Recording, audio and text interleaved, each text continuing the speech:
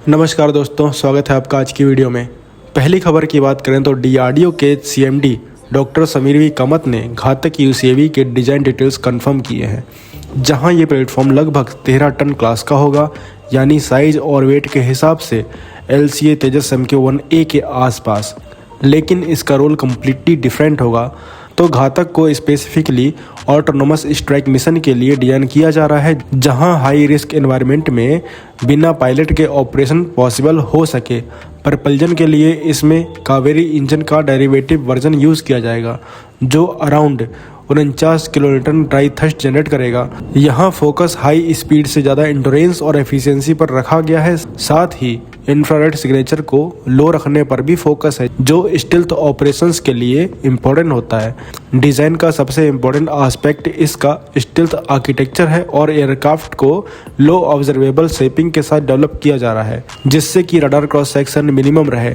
इसके साथ internal weapon बे दिया जाएगा, जिससे पेलोड कैरी करते वक्त एक्सटर्नल माउंट की वजह से स्टील्थ कंप्रोमाइज़ ना हो। साइज और कॉन्फ़िगरेशन को देखें तो ये प्लेटफॉर्म स्मॉल ड्रोन से काफ़ी ऊपर की कैटेगरी कवर करता है।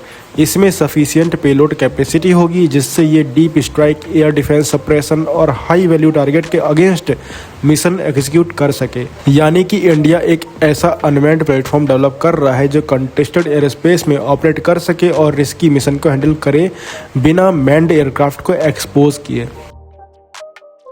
तो अगली खबर की बात करें तो CSIR NAL ने तेजस MK2 के सेंटर फ्यूजलाज के लिए पहले कंपोजिट कंपोनेंट्स ऑफिशियली हैंडओवर कर दिए हैं ADA और HAL को।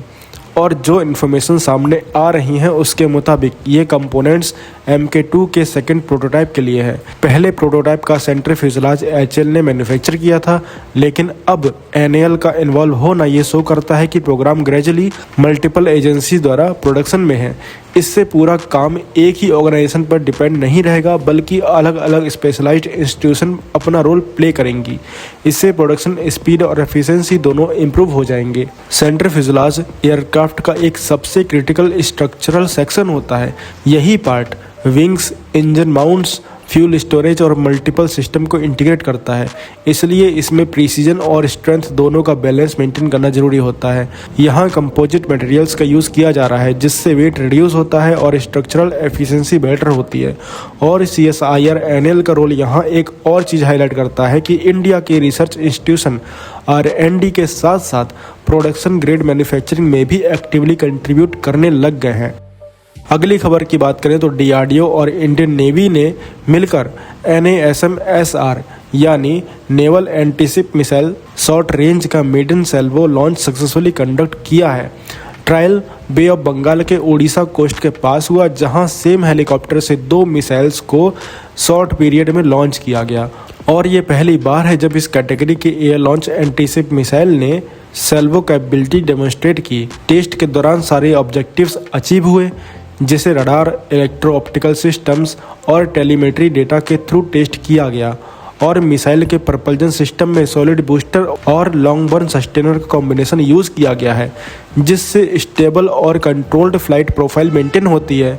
इसके साथ जो कोर सब सिस्टम है, जैसे सीकर, एवियोनिक्स, नेविगेशन और गाइडेंस, ये सब इंडियस डेवलपमेंट पर बेस्ड है। नेविगेशन के लिए fibre optic gyroscope based inertial system का यूज़ किया गया है, जिसे रेडियो अल्टीमीटर और एडवांस गाइडेंस एल्गोरिदम सपोर्ट करते हैं। इसके अलावा high bandwidth two way data link भी इंटीग्रेट किया गया है, जिससे मिसाइल को फ्लाइट के दौरान अपडेट मिल सके। इस सिस्टम का डेवलपमेंट मल्टीपल DRDO लैब्स के कोलैबोरेशन से हुआ है, जिसमें रिसर्च सेंटर इमारत का मेन रोल रहा है। प्रोडक्शन फेज में भी इंडियन इंडस्ट्री और प्राइवेट पार्टनर्स एक्टिवली इन्वॉल्व हैं। टेस्ट को DRDO, इंडियन नेवी और इंडियन एयरफोर्स के रिप्रेजेंटेटिव्स ने विटनेस किया और डिफेंस मिनिस्टर राजनाथ सिंह ने इस सक्सेसफुल ट्रायल्स पर टीम को कांग्रेचुलेट भी किया है। अगली खबर की बात करें तो इंडियन आर्मी अपनी आर्टिलरी कैपेबिलिटी को अपग्रेड करते हुए indigenous 155 mm terminally guided munition develop करने पर फोकस कर रही है। इसका एम है कन्वेंशनल आर्टिलरी को प्रिसीजन स्ट्राइक रोल में लाना, जहां मूविंग टारगेट को कम राउंड में एक्यूरेटली इंगेज किया जा सके। ये प्रोग्राम अदिति 4 फ्रेमवर्क के अंडर लॉन्च हुआ है और इसका कोर होगा मल्टी मोड सीकर, लेज़र के साथ IIR या मिलीमीटर वेव रडार, जिससे सिस्टम लो विजिबिलिटी या GPS डिनाइड कंडीशन में भी काम करे। सेल टर्मिनल फेज में अपनी ट्रैजेक्टरी एडजस्ट कर सकता है और एक्यूरेसी का टारगेट 1 मीटर के अंदर रखा गया है। वॉरहेड कॉन्फ़िगरेशन आर्मर टारगेट को ध्यान में रखकर डिजाइन हो रहा है। साथ ही IIT मद्रास और DRDO ramjet based long range shell पर भी काम कर रहे हैं, जिससे रेंज और प्रिसीजन दोनों कंबाइन किए जा सकें।